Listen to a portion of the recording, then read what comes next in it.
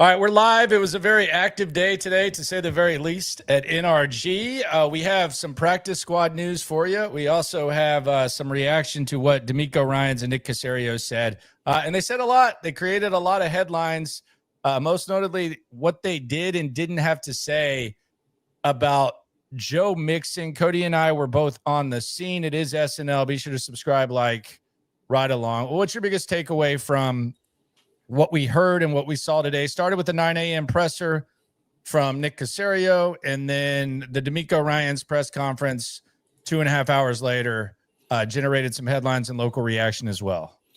Yeah, my biggest thing is you can't rule out that Mixon misses the entire season. If you can't simply say that a player is going to be available at some point this season, then there exists a scenario where that player is going to miss the entire season. Like if you're the general manager or the head coach of a team, and you can't say, yes, at some point this player will play for us this season, then there exists an outcome where that player misses the entirety of the season. And that's what it feels like is more possible than ever with the Joe Mixon situation, that he could miss the entirety of the season. And it gets to a point where, if his injury is that bad, then just kick it to next year and see what happens with him if he's even on the team next year. But they opened the door for an entire season for Mixon to miss with the way that they handled things today. Yeah, let's hear Cacerio, because I asked him right off the top, just the Mixon questions, the non-football injury list, the way in which that went down. Was there some sort of setback? And then flat out, do you think Joe Mixon will play this year? Let's hear what Nick Caserio had to say about that. Here's the GM of the Texans on that. Back with Mixon, or did y'all anticipate it would be this bad? Yeah, I mean, with all injured players, kind of take it one day at a time, and so whatever their timeline is, we kind of handle accordingly. I'd say the players that are on PUP or NFI, they're out 4 games or 4 weeks, so once we get through 4 weeks, we'll kind of evaluate at that time. Instead of PUP, was it something away from the facility? No, it's not my call, it's the league's call. So you turn the transactions in, and they put the players in categories. So, that's how it's handled. Playing this year, Mixon? Yeah, we'll see. We'll take it one day at a time, and we'll evaluate those players after 4 weeks and kind of see where they are in their progression and then make a determination. All right. So, there's a lot, but there's a little there. As you said, it's just starting to seem a little bit strange with the Mixon thing. It doesn't feel like it's a 4-week thing. Even last year, DeMeco Ryans said he expected Christian Harris back. And this was when he was kind of handling it in a similar manner, knowing that we knew that, there was, he wasn't playing anytime soon, but even then there was the same combativeness, but there was the acknowledgement that, yes, we expect to get Christian back this year. They won't say that with Joe Mixon. No, they won't. And it's one thing to say, yeah, he's going to be gone for a while, or Joe's going to be gone longer than the 4 weeks that the NFI list has him. But to not even be able to say, yes, he's going to play at some point, that's tough. And that's going to be a reassessment after those 4 weeks. That was kind of the word or the phrasing that they used, or that the Ian Rappaport used when he first reported that Mixon was missing basically all the training camp. So that it's not good news for Joe Mixon that the general manager can't say, yes, Joe Mixon's playing this season. And you asked a follow-up question about Joe Mixon and the length of time. And this was what Cacerio had to say about that. We're live on SNL. Shout out to everyone in the chat. We're in regular season mode officially. Here's Nick Caserio. Come a reality to you guys that Joe was going to miss this much time? Yeah, we take it one day at a time, and, can't really – there's no crystal ball out there. So, we build a team and take the information and, plan accordingly. So, Joe's not available right now. So, whenever it becomes available, we'll talk about it at that point in time. Yeah, when did you know Joe was going to miss a lot of time? Well, we take it day by day, and when he's available, he's available. Okay, well, that didn't really answer my question, but okay. Yeah, and the thing about this is I get what they're trying to say. And I think it's important to say, if CJ Stroud throws into a quadruple team and you ask him what he was thinking, and he just comes out and says, I was trying to throw a touchdown, that's not going to make a lot of sense. his intent might be to throw a touchdown, but his actions were the opposite of how you handle a touchdown. So they can say what their intent is when it comes to this Mixon thing. And I'm not questioning their content completely, but just because you say it's your intent doesn't mean that that's the result. And it doesn't mean that what you do makes sense. And I think that's where they get overly combative, and they almost do a disservice to the player, much like they did with Christian Harris last year. That's my whole point. And I asked Nick Caserio about that, and I thought this was a good back and forth. And I like Nick. I respect Nick. I think Nick does a good job when he goes up there of answering questions. And I think he respects that we do have somewhat of a job to do. Although we're not in the news breaking business. We're not trying to get the scoop on Joe Mixon. That's not our lane. By the way, DeMeco Ryans, you could just said Aaron Wilson's name when you were talking. We'll hear that in a second.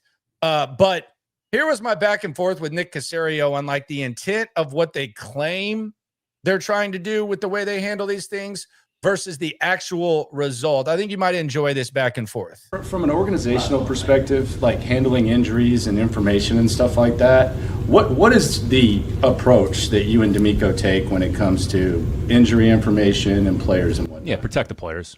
So, again, I mean, it's not public information. So we're trying to do, again, because here's what's happened with injuries, Landry, all right? Everybody tries to make an extrapolation about when are they ready, what are they doing.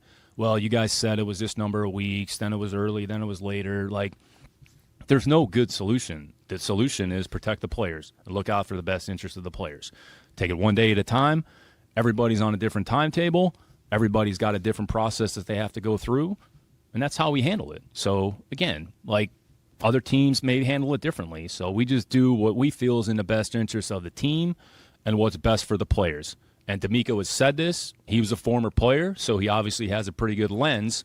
I just think sometimes, you know, there's an extrapolation that tries to get made about every little detail and about what a player is going through. Look, players are dealing with a lot, and I would say in a lot of cases it's very mentally fatiguing and taxing for that particular player. And who else, you know, nobody else really knows what else they have going on top of their injury. So we're trying to be sensitive. Look, I understand you all have a job to do, and you're trying to get information. Like, we understand that. We respect that. But we're also trying to look out for the best interest of the players because that's what we feel our responsibility is to them. I get y'all's point of view, but if you know someone's going to be out for 2 months and you don't say anything, then doesn't the assumption kind of work the other way where people think, well, oh, he could be back next week. He could be back next week. Does that kind of put the player in a tough spot too? No. I mean, I'd say in the situations that we're in, I mean, the NFL, you know, PUP are our guys. I mean, you know, they're off 4 weeks. So let's see where we are after 4 weeks, and then we'll make a determination about the progress moving forward. Here's my thing. And this is what the problem is with Nick. And I think he kind of told on himself there, and he kind of caught himself because one of the biggest knocks on the Patriot way was they didn't give a fuck about players. And even some of the best Patriots of all time, they talk about that. It's about the team. So when he says we're going to do what's in the best interest of the team, we've lived that for a while where Bill O'Brien would spell it out like Bill Belichick. We're going to do what's in the best interest of the capital T, capital E, capital A, capital M. Cacerio says we're going to do what's in the best interest of the team and the players. Those things aren't always aligned. Like, and that's just life. That's just football. Like a lot of times, like in negotiations, what's better for the team is not better for the player. And withholding information, like on one hand, the other team, the opposing team has to prepare and all that type of stuff.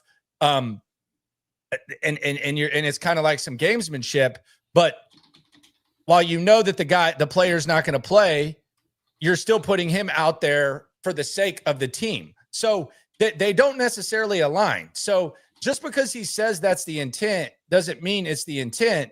This to me seems more like a best interest of the capital TEAM Patriots type thing than it does the player. Because if they know Joe Mixon's going to be out for the season, they know Joe Mixon's going to be out way longer than 4 weeks.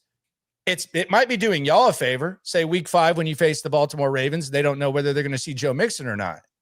But it's not doing the player a favor because the speculation increases. So it's the keeping it real goes wrong, and it's where intent doesn't match result. Well, and he also says, yeah, if we put a timeline on it and the guy takes longer, that reflects poorly on the player. If we put a timeline on it, the player gets back faster, then you say, oh, well, your timeline was up. Well, nobody's going to be mad if he gets back faster. If you say 2 months, he's back in 6 weeks, like that's awesome. That's great. I thought it was interesting that he's like, yeah, we don't really put timelines on it. And then he's like, well, after 4 weeks, we'll reassess this. It's like, okay, so after 4 weeks, he's going to practice. After 4 weeks, he's back in the facility. After 4 weeks, he can come. Like, I just don't. It'd be fine to put a long timeline on it and then have Mixon beat that timeline. That's okay. That's great for the player. It makes him look like Superman. It makes him look like he's putting his body on the line for the organization. That's a silly way to look at it. And the Ravens aren't getting ready for Joe Mixon, and like, they're going to know Monday if Joe Mixon's good to go or not. And the Seahawks in week 7 are not getting ready for Joe Mixon because they'll know Monday before they play if Mixon's going to go or not. Like, there's not some sort of an inherent advantage. And then it just flips everything back to Joe Mixon. Like, it's protect the player, but this is very much on Joe Mixon at this point. Like, why isn't he back yet? What's taking so long? Like, that's kind of the questions people will ask when you don't give a timeline. Yeah, that's just kind of a keeping it real goes wrong type of thing. On the chat, shout out to everyone in the super chat here on SNL. Appreciate y'all for rolling through. It's been a very active day. We're in regular season mode. This is a hell of a way to kick off regular season mode. Wouldn't have it any other way. You ain't never hate. Swarm. Zach Rose says Landry hit Nick in the feels with the injury question. I don't see that. Like, it's perfect. I didn't see that. I've done that before. But I don't think that was the case with this. I think it was actually a good back and forth with Cacerio. Honestly, I didn't really see that he was that mad. He was cool after. Like, I didn't think it was like that. But who knows? McDapple said, did Landry end up in the principal's office? In school, yes. In this instance, definitely not. Stone Alone 5 times. Shout out to you, mi amigo. You ain't never hate. Swarm. Jacob says next press conference they're going to try to convince us that Joe Mixon never played for us. I don't know why we're talking about Joe Mixon. He was never on this team. It's like, never there. Yeah, he never played. Colton says I cannot fit my question in this, so I'll put it. I don't know what he's saying. Like, I don't know if he put it in the thing. We'll visit it, Colton, if it's there. Kane Sam McGill says maybe one day you can ask the players if they appreciate this approach. I think I saw CD's post on IG shouting out Nick and DeMeco for protecting him. This isn't the same as the CJ Gardner-Johnson thing. The CJ Gardner-Johnson thing is completely different. Like, it was reported that he had a torn ACL and he doesn't. So I don't think this is the same. I do think that it's perhaps getting lumped in all into one thing by DeMeco. And we'll hear that in a second. But I don't think this is the same. Like, the Mixon thing is the same, because let's put it this way. Let's say CD Gardner-Johnson tore his ACL and the Texans know that he's going to miss the season, and they're coming out and saying, well, we're just going to take it day by day. We don't know. Like, we're just going to take it day by day. That would be doing a disservice to CD. But there's no question that DeMeco is going to ride and die with his players.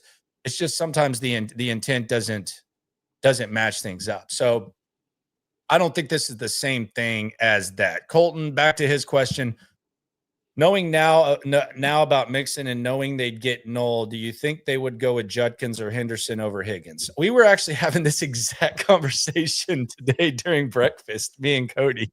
Yeah, that's why it's really important to me to find out when there was a chance Joe Mixon's injury was a significant injury and he was going to miss a lot of time. Because if they went into the NFL draft knowing that their top running back could be missing a significant portion of the season or maybe the whole season, I wonder if they would have operated a lot differently than they did. I mean, they drafted Jayden Higgins very early in the second round. They tried to trade up with the New England Patriots. The Patriots showed that in their behind-the-scenes look in the draft room. Jonathan Alexander's reported that was about Ariante Ursary.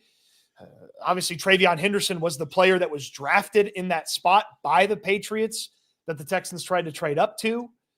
By the time they got on the board for Ursary, that tier of running backs were long gone.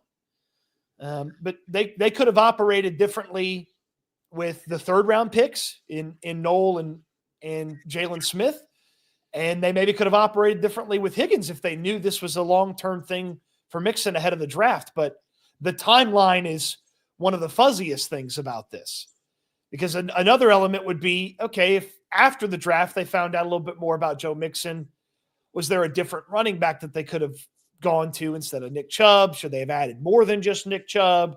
So the timeline is very intriguing to me, and there's been a lack of clarity for that too. Yeah, I mean, I would still take two backs, but, you know, it's neither here nor there. Shout out to HDAV Traveler in the chat. You ain't never hate. Swarm. But Nick Caserio answered it the way he answered it.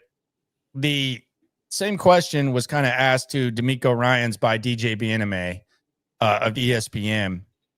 He asked DeMeco the question about intent versus result, and this might be the longest answer of DeMeco's entire coaching career, what he had to say about this. And let's just make no mistake about it. He was talking about Aaron Wilson, and he was talking about the report of CD Gardner-Johnson. There's a lot to unpack here. So we will we'll play stop and start as needed. Yeah, as needed. But let's hear the DeMeco rant today at the podium, the Texans head coach. We do for when it comes to injuries, and I don't talk about the injuries much because I'm thinking about the player. Like, it's different for me. I played the game, so I can see all the news and media that circulates on everybody speculating. Well, it's not us speculating. It's everybody who's writing the stories are speculating. So it's more so of let's not speculate if you don't know the true information. And why is everybody so quick to find some story on a player when he's dealing with whatever he's dealing with? That's his personal information. I don't think anybody would speculate on the people who are writing the story wouldn't speculate on your medical situation, because would that be fair? No, it wouldn't be. So that's one of the worst analogies that I think I've heard in a long time. Like that's a bad analogy when it comes to the injury. There is also not a weekly injury report about media types and stuff like that. So that's a rough start by DeMeco on this rant. Do you want to start giving a weekly injury report? Like, oh, Aaron Wilson looked tired.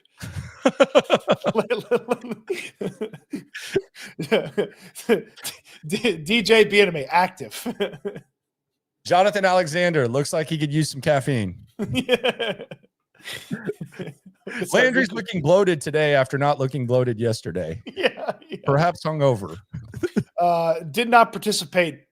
Press conference. Sore throat. So it's all out of respect to the players and the men who put the work in the locker room to grind and what they put their bodies through to be on the fields. Like, that's always the forefront of my thoughts.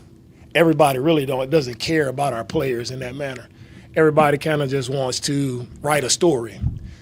And I would agree with that. And we're not reporters. So this is a generalization, an extreme generalization, by the way, about reporters. But I'm not questioning the man's intent. I'm not questioning how much he loves his players. So there's nothing really to push back there. That is 100% correct. But it should not be the media's fault, job to just overly care about, players and stuff like that. And I also think he's kind of leaving out fans, because I think speculation, like if you had like a comparison, I would say as many fans are wondering as media. So there's that. But again, he's about to make it clear what he's talking about and who he's talking about. Let's hear some more from DeMeco. And now in the day and age where we are with everybody wants to be first with a story, there's no repercussions for people writing inaccurate stories about players. You can just put something out and you don't really know the information. It's not true, but nothing happens. You just, take it down. So where is the old school report? Who took it down? Oh, is he talking about the tweet? Is he talking about the Aaron Wilson, CJ Gardner Johnson tweet where you tweet that and then you delete the tweet? That is 100% what he's talking about there. Yes. And see, that's the thing that DeMeco doesn't want to do. He doesn't want to mention what he's talking about. So he's coming across as someone who's really, really generalizing, and he's acting like every reporter. Like Jonathan Alexander, I don't think Jonathan Alexander's like rushing to be first and trying to be wrong. So like I think he's going on a rant. He's trying to send a message, but he's kind of generalizing and not saying what he actually means. Well, and certainly for Jonathan Alexander and for, let's use Sam as an example, his fellow Chronicle writer, if they reported something that was incorrect, that affects their standing within their company and could have a long-term effect on their ability to continue working there. That is something that can absolutely happen. That is a repercussion for from a keep my job standpoint, just as use an example for them. Someone like you and me, if we decided, yeah, you know what, I'm going to report this, we're wrong, hurts the credibility. It keeps people from believing us. Like, there are repercussions. Like to say that nothing occurs from that, I feel like that's very much incorrect. Yeah, and I think even like opinions, because we're in the opinion business, we're in the broadcast business. I think even opinions, there is some accountability where you get called on your shit, you know? So I get what he's saying. He just doesn't really want to say what he wants to say. Because as soon as he said you put it up and then you delete it, he's talking about the CJ Gardner Johnson tweet. Like that's just 100% what he's talking about. And we've talked about that and we've made fun of that. So we're going to, like, if we think media like is getting it wrong, we're not like pro media. I get what he's saying for the most part. I think he's just overall generalizing because he doesn't want to specify. Where people used to fact find, take time, really dig and find like the true accurate information on players. That doesn't happen anymore, right? That's not true. I don't think that's true. There's a lot of journalists, again, beat writers, all that, who do that. Brooks Cabina, Jonathan Alexander, like there's a lot of guys who do that. Sam. I understand Aaron got the CJ Gardner Johnson thing wrong. Aaron was one of the first guys to accurately report changes on the offensive line last year. Yeah. So I mean, that doesn't happen anymore. He's generalizing a little too much here, but there's some more. Here we go. DeMeco. I'm enjoying this. Look at this smile. He's getting it off his chest, though. I do like this for him. He might have had a cigarette after this one. I know DeMeco's not a smoker. He might have had his first cigarette after this one. Everybody wants to get it. I get it. It's the microwave society. Everybody wants it quick. Everybody wants it now, and that leads to inaccurate information. Well, I would just say that's Joe's business. That's whoever's business, and don't talk about it. Let him be at peace. Let him do what he has to do to recover and get back right to play the game that he sacrificed his body, time for. All these guys do that. So the speculation, it isn't from our end. It's from everybody else who wants to be first. And I get it. It's the clickbait. I want to be first. I reported it first, so I'm the best. Well, how is that helping our players? It's not. And it's inaccurate. And what happens to you when you put out an inaccurate story? Nothing. So who's the benefit from this? Our players aren't benefiting from it. Joe isn't benefiting from it. So what are we talking about here, right? So for me, it's always about protecting our players because I truly care about our players. I mean, Joe's not benefiting from a very much hands-off approach to explaining what's going on with him either. Yeah, like especially if it's worse than, like, look, if there's a chance that Joe comes back week 4, like the Christian Harris example was the one that we used. Like if there had been a chance that Christian Harris was going to come back in 3 weeks, then yeah, I get it. Like you're protecting him because you don't want the expectation there. But if there's a 0% chance and he's hypothetically like in a cast or something like that, and you're making it come across as if he might be back, it's the opposite impact. And it goes back to like what's best for the team and what's best for the player. I don't question DeMeco's intent, but I will say, like, that extreme of a generalization that he just threw out. And you know how I am. Like, the one thing I hate is generalizations. I don't generalize anything. That's the one thing I do. I don't do everything right. There's a lot of things that I don't live by, but generalizations are not my favorite thing. You won't even shop at a general store. Well, now you're just spreading lies and misinformation. And I might generalize and call out the world when I'm really talking about you, like DeMeco did with Aaron there. But like, it's no better than, like, say Jimmy Ward gets arrested and Jimmy Ward gets in trouble. You see that boomer jackass who comes out and says, oh, that's a typical NFL player. That's what all those guys do. Those dumbasses, they just can't stay out of trouble. They got millions of dollars, and all these NFL players do is get in trouble. Well, I don't know if that's the case. The percentage of guys that actually get in trouble is pretty low. So to come out and say that there's no good beat reporter, journalist, and that doesn't happen anymore when you're really talking about one example, I think it's just kind of a rough generalization by DeMeco, but he is definitely the ultimate player's coach. I don't think anyone questions that. And he's really good at what he does.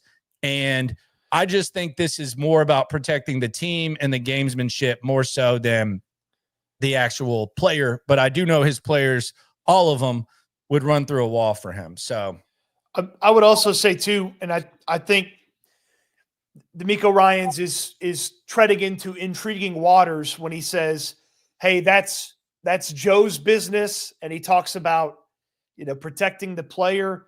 Like, it's worth noting, team policy is that we cannot ask a injured player questions, and we cannot ask for an injured player to speak on the record. That's the team policy. That's what they've operated. But if Joe Mixon wanted to say something about this, DeMeco's saying it's Joe's business, he could certainly volunteer the information. I don't know that he will. Again, it's how does that help Joe? Okay, I don't know. But saying, oh, that's Joe's business, so let's not talk about it. Well, if the only person that can answer the question now is Joe, and the rules prevent us from asking, you would talk about putting pressure on the player. Now it's up to maybe Joe Mixon to say something, because now the head coach and the GM haven't said anything about it. Yep. And that's what it is. By the way, no one taking a shot at John McClain. I just ate lunch with John McClain.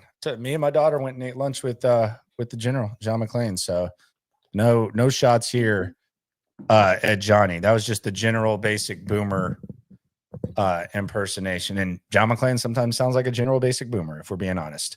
Evan on the soup. You ain't never hate. Swarm. He says, happy with the draft, but wish Emeka fell to us. Talking about Emeka Ibuka. I think they did fine when it comes to receiver. I think they're fine there. I don't feel like that's. Yeah, well, I like their receivers. I mean, I like both those receivers. They were two of my favorite receivers. Wags says, greetings to you, my friend. Good to see you, Wags. Jacob says, congrats to Stutes on being washed up. Yeah, going to do some football stuff for my buddies over at the Washed Up Sports Network. So that'd be fun. Oh, look at you. Sure, I can convince Landry to come on talk some college football with me from time to time. Oh, let's see. I don't know. Rich Boy J says, are players entitled to keep injuries private? The NFL requires teams to put out an injury report. Why does he act like injuries are, quote, personal business? Because he's pro player. Because he's pro player. I think in DeMeco's perfect world, there wouldn't be injury reports. We wouldn't know anything about injuries. And I can understand that. But let's just be real. People gamble on this. There's fantasy football. Really just kind of having an understanding. Quite frankly, I think putting the injury out sometimes actually helps the player, because well, this guy's banged up, and if he doesn't play, why. So I think there is a give or take with the information being out there. Like, if there weren't injury reports and all of a sudden we look up and we say, damn, this guy's not playing, this guy's not playing, this guy's not playing, this guy's not playing.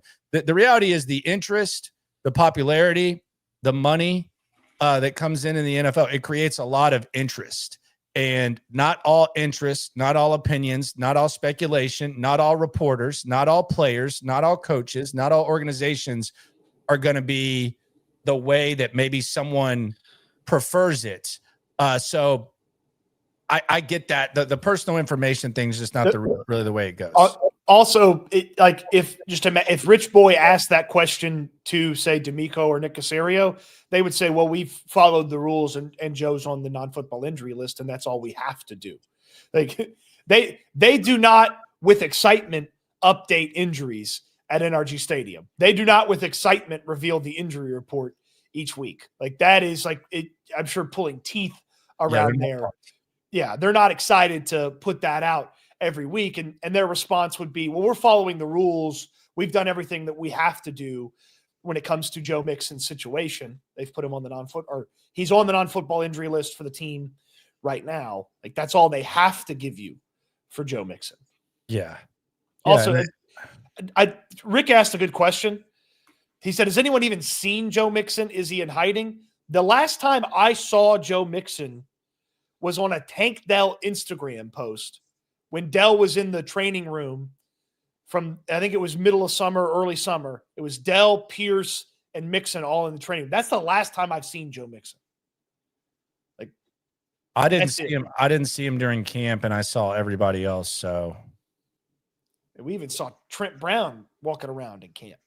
Shoot, we saw him on the field earlier. Yeah, he eventually got on the field doing some sort of football activity. Yeah, he did his.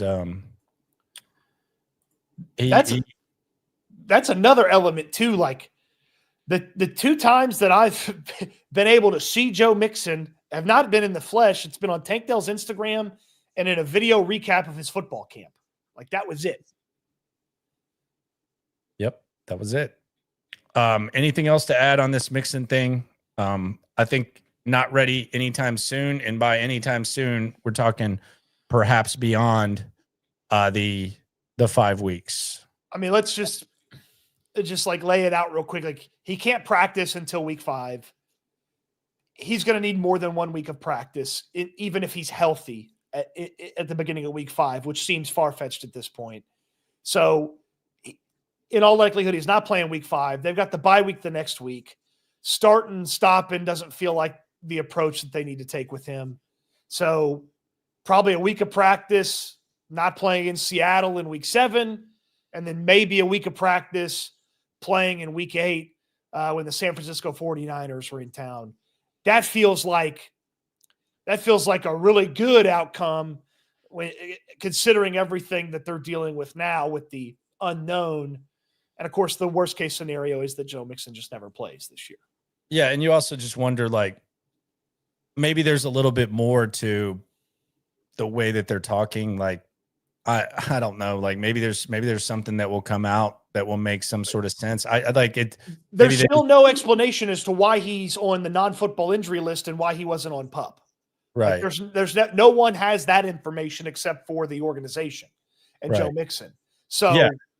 So like that's a very clear designation that separates that from, oh, well, Trent Brown was recovering from a patellar tendon surgery and he couldn't initially practice. He's on the physically unable to perform list. Like that is very different than Joe Mixon has an injury. He's on the non-football injury list. Like those are very different things. I know Cacerio acted like they were, like they categorized them in the same way, but Mixon beginning camp on the non-football injury list is a significant discernment from the PUP players or players who were injured to begin camp. Yeah, and the other thing is, I think if we're going to look at it from the player's point of view, since it's just everything's pro player, why the hell would Joe Mixon want to come back? Like if like I keep hearing, well, he might come back the last month of the season for what? He's got a hurt foot. Like what if he re-aggravates it? Like what, I mean, and maybe he's just the ultimate team guy, but yeah, I just wonder what the intent is. On the chat, Patrick Simon. Damn, those sunglasses, man, you need to get some smaller ones. Those are big. He says, what a wasted episode. Why do you need an explanation for the love? Move on. Mixon is out indefinitely. Next story. No, it's the biggest story. I mean, it's the biggest story, buddy. That's very simple. But man, those sunglasses, those you go swimming with those and not get any water in your eyes.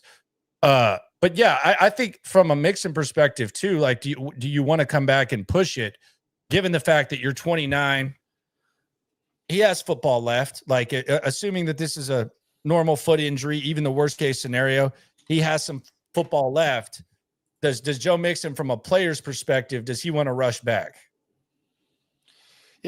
Joe Mixon does not have a ton of guaranteed money left on the contract.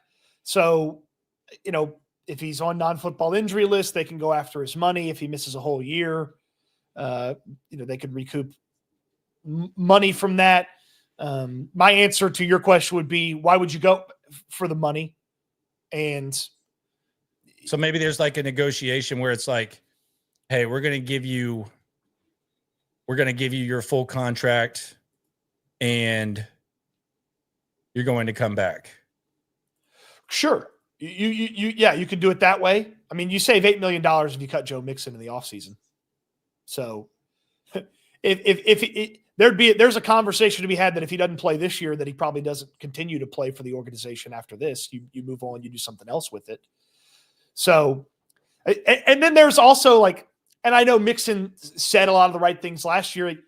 If Joe Mixon was sitting here and he thought he could play on the foot and it's week 12 and he's like, you know what? I think we can do it if I'm back. Like, I think we can win the Super Bowl if I come back.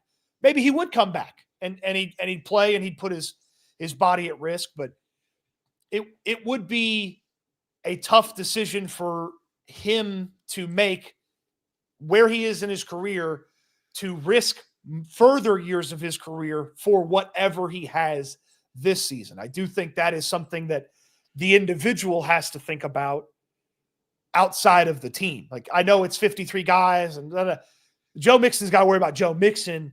And you mentioned he's 29 years old. Guys can play till they're 34, 35 at running back. He's been one of the more durable guys in football. If playing on a hurt leg risks age 30, 31, 32, 33, 34, Joe Mixon has to make that decision for himself. The team can incentivize him, but it's still up to Joe Mixon. Yeah. And he's got to figure that out. And we have no idea. So, you just wonder, when you're looking at this team and you're like trying to figure out what they're going to do, you just wonder, like, whenever someone gets hurt, it's like, okay, can they last this many games without him? And you just wonder, like, do you look at this team as they're going to have to last all season without Joe Mixon, or, tread water? Maybe we hear something soon that maybe gives us some sort of clarity. Von Clutch says, who is Elijah Huzzy? He's a rookie corner. Yeah, he's a DB from North Carolina. He got hurt in the All-Star game circuit, and so he's also on the non-football injury list. Henry Rose. Shout out to Henry Rose on the soup. You ain't never hate. Swarm Says, love the show, big fan. While fair to say that other interests exist, fans, reporters, gambling, also fair for the team and players to not give a F about those interests. No, 100%. And I've made that very clear. I agree. My main point and what I was asking Cacerio was, is it really about the player if you know he's going to miss more time and you're leaving open to where he could return?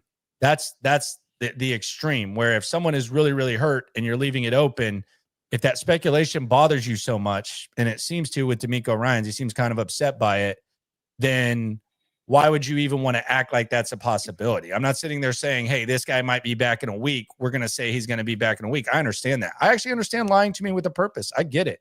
But I'm just saying that the intent in that situation, I don't know that it adds up. So I agree wholeheartedly with you on that, Henry, for sure. I also, like, to me, and I don't want to speak for everybody, but if a player is trying to come back from an injury and he has a setback that finishes his season, like, am I mad at the player for that? Like, I think it would be, to me, okay if you said, hey, you know what? Cody's going to be out for 2 months. We'll see where he is after 2 months, but we think he can play this year. And then 2 months rolls around, I'm not ready. Hey, he had a setback. He's done for the year. He's not going to make it back. Like, that happens a lot. I don't think that's I don't think that puts the player in a bad light. Like, they're trying to get back. The injury didn't heal right. They're out. Like, yeah. So again, I don't understand why there couldn't be, even if it's an elongated timeline, a timeline.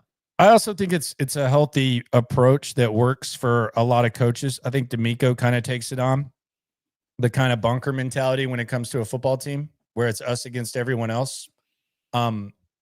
Now, a lot of times that's where the previously mentioned conversation about team, what's good for the team versus what's good for the actual player. You kind of wonder that, but I do think that there's a little bit of that to a football coach. So I can understand that from DeMeco. Gustavo on the soup says, bought his jersey, sucks. He might not wear a uniform for us anymore. Hopefully I can get it signed for my man cave. I don't even know where to tell you to go to try to get that signed, my friend. Would you like a conspiracy theory, Landry? Yeah, I love them. I'm a big conspiracy theory guy. Is the 10 hat coming on? Yes, it is. All right. Conspiracy theory time. And this comes to us from listener Cameron, who sent me this message on Instagram. He said, do you find it weird that the only discounted jerseys in the fan shop are Stephon Diggs and Joe Mixon? Yikes, dude. So Joe Mixon is discounted? So the screenshot that Cameron sent me. Okay. Stephon Diggs' jersey, regularly $129.99, is now $59.99. And Joe Mixon's jersey, regularly $129.99, is now $95.99 on clearance. Maybe they're like giving you the discount for the games. What percentage of a discount? How much was it normally? Normally $129.99. Okay, so $130. Now $95.99. So $30 off of 120 is about 25-ish%, anywhere from like 25-30%. So maybe they're giving you a 30% discount off for the amount of games missed. Maybe it's actually confirmation that it is only going to be 4 or 5 weeks. Okay, Gustavo. Maybe it's the opposite of a conspiracy theory. Maybe this is confirmation that it's only 4 or 5 weeks since they gave the 25-30% discount. Shout out to Cameron for sending that along. I will say, by the way, that's still a ripoff for the Diggs jersey. I do not believe that Nick Caserio went down there and told the team shop to change the price. Hey, he's going to miss about 25-30% of the game. So let's take off 25-30% of the Mixon. It's right in front of us. Look, follow the money. Henry on the soup. Shout out to you. Shout out to everyone in the chat. Be sure to like and subscribe. We appreciate y'all for rolling through.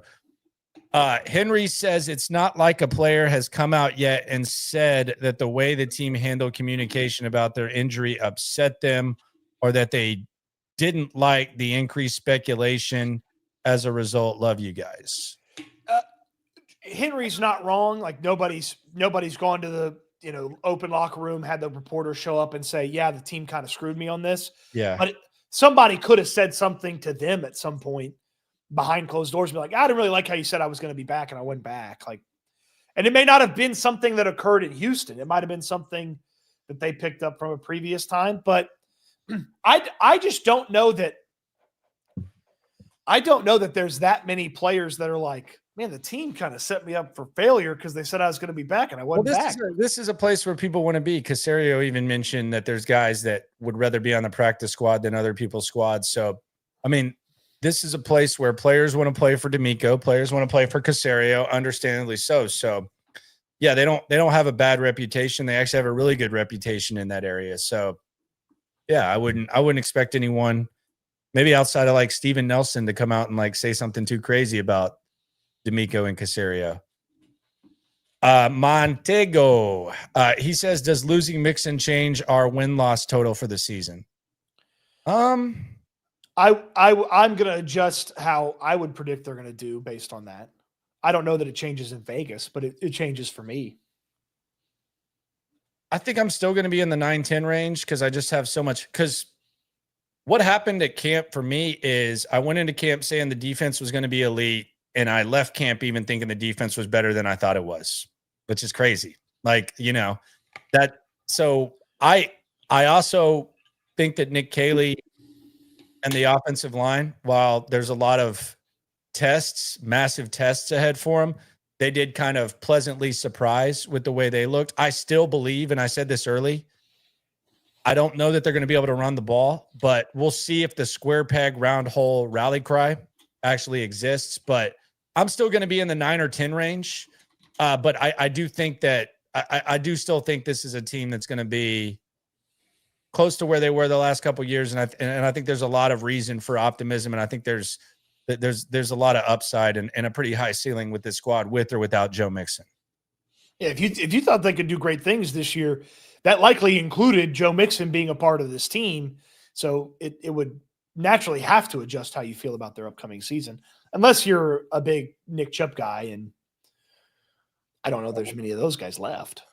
Oh, there's a lot. Where the hell you been? There's a big Nick Chubb following. He's a big, Yeah, it's one thing to say you think Nick Chubb's going to be okay. Like, nobody thinks Nick Chubb is a 1-for-1 replacement for Joe Mixon. Oh no, it's a committee for sure. It's a juggling act. Sports Talk with D on the Soup. I just want to know when it happened. It's like Joe disappeared. No streaming, no socials, to make me think it's real bad. Like week 8 bad at best. Bad. If it's week 8 at this point, I think you'd be happy. Oh, I would sign up for week 8 Joe Mixon right now. Yeah, I'll sign on the dotted line for that. Yeah, if it's week 8, that'd be great. I'll take a ACV shot for week 8 right now. Is he a big Mixon's a big streamer, right? Or he had just started a stream, right? He talked a lot about it. I don't know if it ever got off the ground. Henry Rose says, totally agree on your last point, Landry. If the speculation bothers DeMeco and Nick, they should be more transparent about it. Thanks for clarifying. Yeah, look, I get everybody's point of view. I don't think it's right or wrong. It's just the intent thing that I think is interesting. We'll get to the practice squad in a second too, as well. This is the number one story. This is a top 3 story in the NFL right now. This is on the front page of ESPN. So it's definitely something that impacts this team in a number of ways. And it's a philosophical thing with the organization as well. Texans says, Cody, you need to give that black girl her hair hat back. And Landry, go ahead and hit me with a race card. Race card. Sir, this is a reusable tinfoil conspiracy cap. Okay. This is not for hair products. You cannot find this at a salon anywhere. That's Big Worm right there selling you that weed. That's Big Worm selling that high-grade marijuana called Kush on the streets. Smokey better have my money. This is a reusable conspiracy cap. Okay. That's all this is.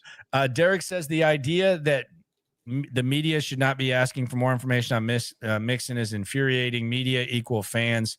What the hell is non-football about this? That's a day one season ticket holder saying it. And that's the other thing. I think fans should have been lumped into the DeMeco generalization, but it is what it is. AG 1913. Who gets the most touches week 1? I'm gonna say Woody Marks. Woody Marks gets the most touches. You going Chubb? I'm trying to think about it from like a committee standpoint. I mean, there's a chance Woody could get those touches because if you threw it to him 4 or 5 times and he ran the ball 4 or 5 times, that might be enough to out-snap everybody else. Do you think if Joe Mixon's not playing that he's still being himself in Madden? Or when he plays? What if he's playing Madden and he's using the committee? He's like, he's starting Nick Chubb and he's got like Dare Gumbawale out there on like 3rd and Woody Marks is the backup and then Damian Pierce every once in a while. What if he's like not even using himself because he's hurt? He's like, he's trying to be as realistic as possible in Madden. Add that to the conspiracy pile. I like my 25% theory. I'm actually a little bit more confident. I think Nick went to the souvenir shop and said he's missing 25% of the games. Take 25% off the jersey. I think they should actually adapt that, dude. Like if a player like Nico Collins last year, that should have been 30% off. Nico Collins jersey last year should have been 30% off as soon as he missed 5 games. 30% off. So we're taking it down about $45, whatever. Not we're taking whatever the percentage is, we're taking down. I mean, that's actually, you know what? I got a great plan here. If you buy a jersey before the season starts and you enroll in like a fan protection program. Nick Chubb's an 87 in Madden. Oh, damn. If they get 87 overall Nick Chubb in real life, They're winning gonna it be, all. They're going to be just winning it fine. all. They're It's going to be over. just fine. It's over. If Nick Chubb is if that's a realistic rating, which I'm not seeing, but if he's actually at 87 on real, then they're good. If 87 overall Nick Chubb is real life Nick Chubb, they're in great shape. They're in good shape. Okay, here's my fan plan. You buy a jersey before week 1 of the season. You enroll in the fan plan. If the player plays all the games, you don't get anything. Every game that player misses, you get like a credit back to the store. Like, player misses 1 game, you get a $5 credit. Player misses 2 games, you get a $25 credit. On and on and on, to the point where if the player misses like the whole season, you get like a $100 credit back to the store. Okay, that's fair. My new fan plan. So Mixon's a 91 and Chubb is an 87. The Texans are nasty in Madden. Jeez, right? Wait, Nico Collins is only 2 points better than Chubb? Come on. Oh my God. And he's got respect. You got to admit, Nick Chubb, he deserves it, but he gets the So what's the legacy rating? yeah, that is crazy. That is real crazy. All right, so do we want to get to the practice squad? Aaron Wilson, by the way, he's been getting some shots fired at him from DeMeco. He does have practice squad updates, so let's pull that up. I got it here, KPRC, and he's been updating it throughout. Here is the practice squad stuff from A-Dub. Okay, so Trent Brown, that's their emergency tackle / if they got rid of a tackle, Trent Brown would get the roster spot. Yeah, Jacob Johnson. You have Trent Brown, Jakob Johnson. So the fullback is here. Good Lord, Jared Wayne. They can't quit you. We'll never understand it. Eli Cox is back. Hopefully he never plays in a game. Does nothing for me. Miles Bryant, how about that? They snuck him through. Okay. Junior Tafuna, the man who walks barefoot on cement in 105-degree heat before practice. He's back. Birdman, say it for me. What happened to that boy? Solomon Bird, Yep. back on the practice squad. Jalen Thomas, practice squad. They seem to like Thomas pretty well here in camp. Say the name for me.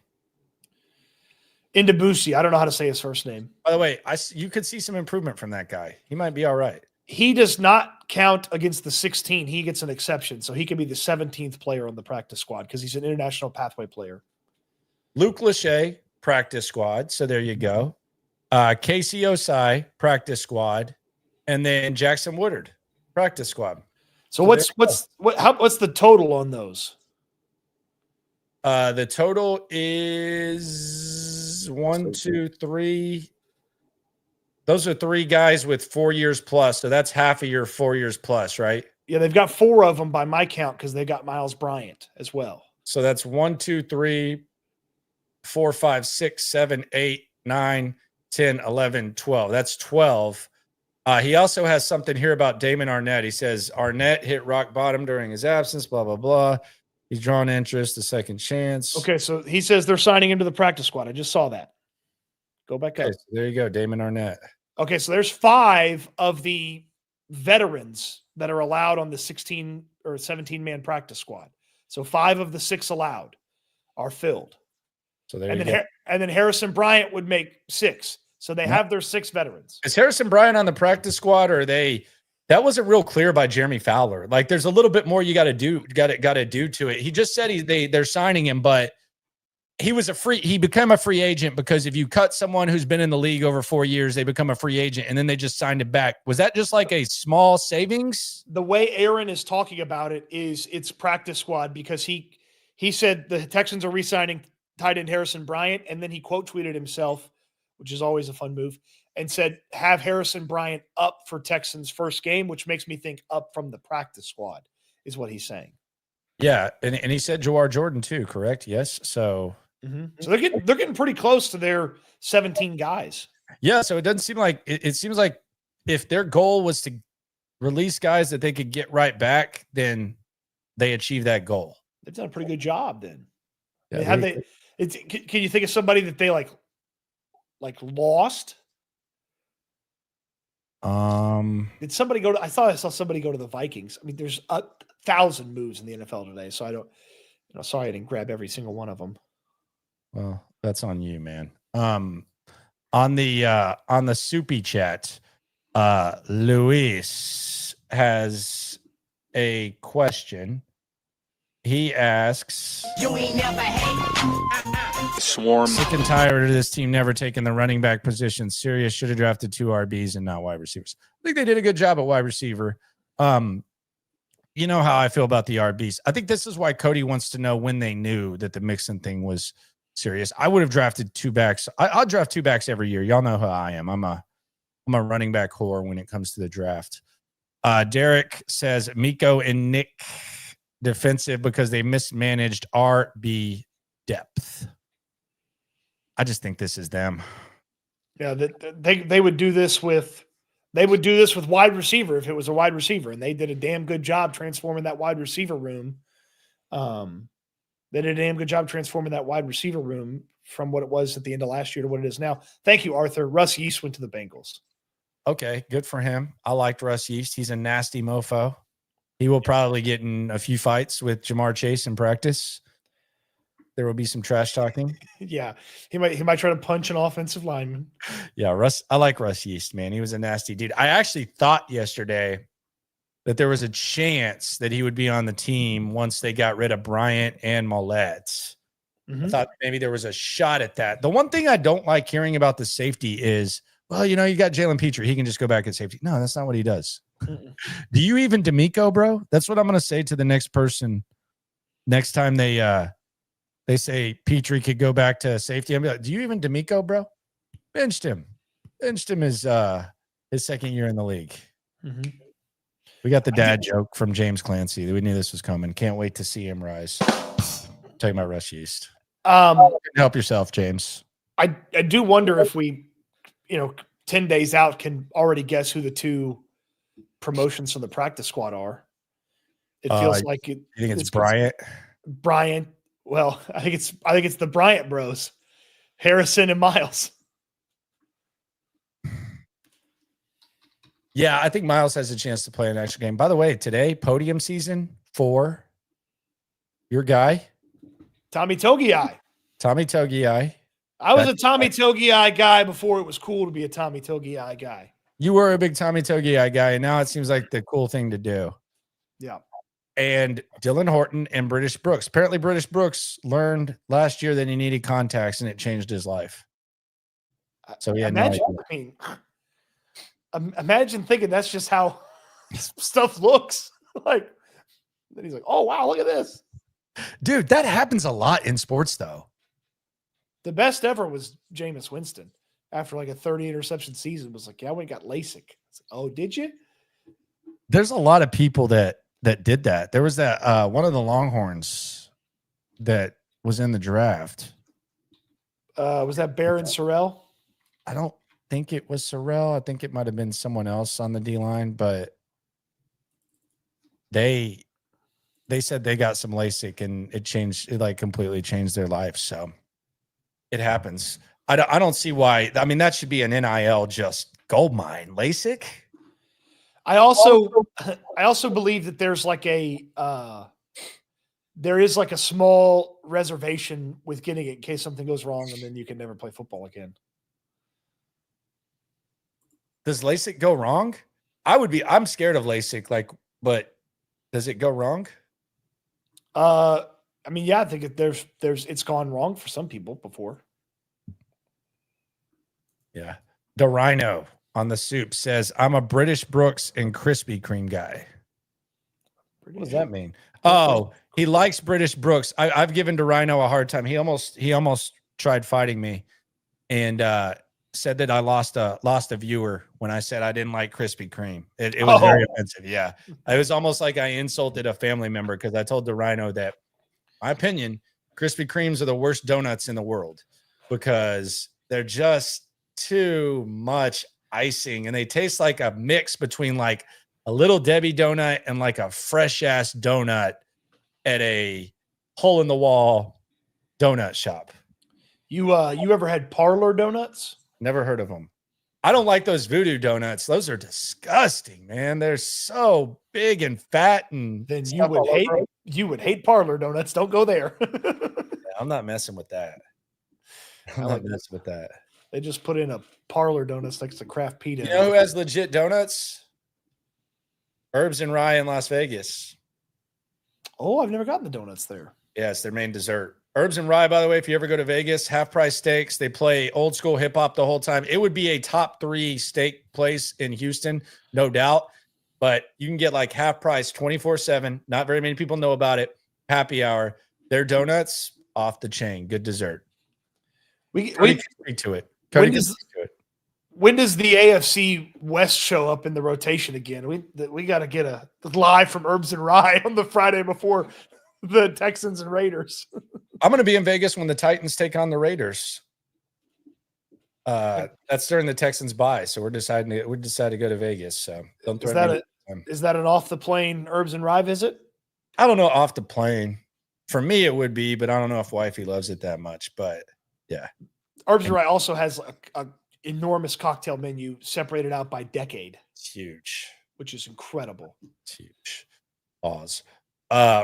Roy Boy 3281. He says theoretically, what would be a team's policy if a player had some mental illness or psych issue that led to an injury and kept them from playing? It would be I'm not saying this is the same, but they would word it the same way they did Dylan Horton before Dylan Horton made his announcement. What was it? I think you put him on the I don't remember but there's a list. Like something like worded with like personal, non-football personal something. Yeah, whatever Horton was on before they let him make his announcement is what it would be. And then they also did it with Justin Britt. Remember? Yes. Yeah. However they worded whatever happened with Justin Britt like 4 years ago, and Dylan Horton would be what they would say. And how it would be worded. Mm-hmm. Justin Britt, Texans. Let's see. Oh, you hitting the Google machine? Yeah, Justin Britt, Texans.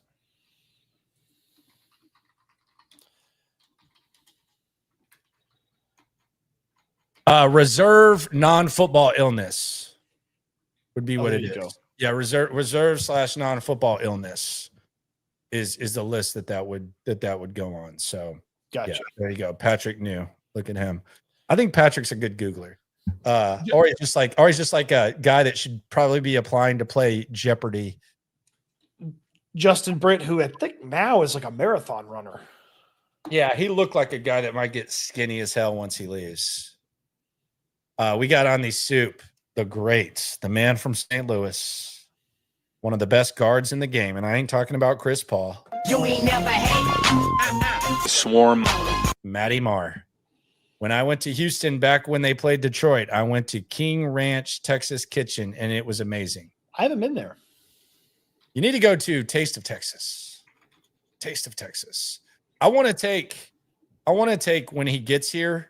When the Texans play the Niners, I haven't hit him up about it yet. I want to take Grant Cohn to Taste of Texas because he does like the basic bitch eating videos. And I feel like he might go somewhere where it's like, dude, why are you doing this? Because they have Mexican food and he's like a taco guy. So I could see him just going to El Tiempo or a Mexican restaurant and shitting on it. So I just think he just needs to go to Taste of Texas to get like the full Grant Cohn selfie taking experience of Texas. I think he needs that. As long as he gives a walking out of the restaurant review like he gives walking out of practice reviews. Kyle Shanahan should go here. Wait, maybe Kyle Shanahan went here when he was with the Texans.